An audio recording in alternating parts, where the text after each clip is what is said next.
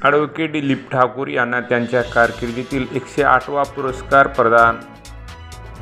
108 पुरस्कार म्हणजे केवळ सन्मान नसून समाजसेवेच्या अखंड कार्याचे पूर्ण झालेले एक माळ आहे. अशा शब्दात नांदेडचे सुप्रसिद्ध विधिज्ञ आणि सामाजिक कार्यकर्ते धर्मभूषण ॲडव्होकेट दिलीप ठाकूर यांचा गौरव करण्यात आला. निमित्त होते नांदेड येथील मानाच्या मेघदे गुरुजी व्याख्यानमालेचे, जिथे ॲडव्होकेट ठाकूर यांना त्यांच्या कारकिर्दीतील 108वा पुरस्कार प्रदान करण्यात आला. कार्यक्रम आहे कैलासवासी गणपतराव उर्फ बापूसाहेब मेघदे गुरुजी स्मृती व्याख्यानमाला.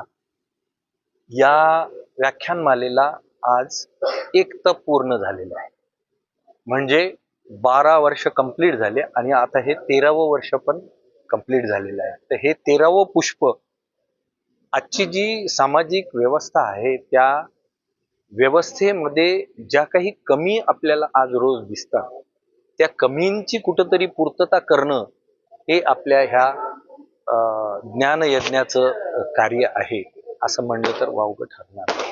कारण हा जो ज्ञानयज्ञ आहे हा समाजाला संघटित ठेवण्यासाठी, समाजाला एकरूप आणि संस्कारमय ठेवणं हे ह्या आपल्या यमुना प्रतिष्ठानचं कार्य आहे, जे आम्ही सातत्याने मागच्या 13 वर्षापासून करतो.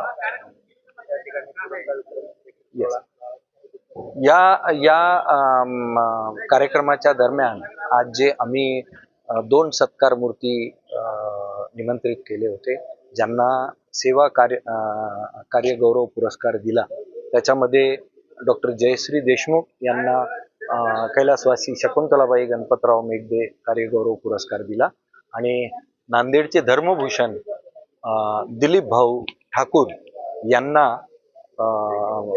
कैलासवासी गणपतराव मेघदे गुरुजी यांचा स्मृती पुरस्कार कार्यगौरव पुरस्कार आज इथे देण्यात आला.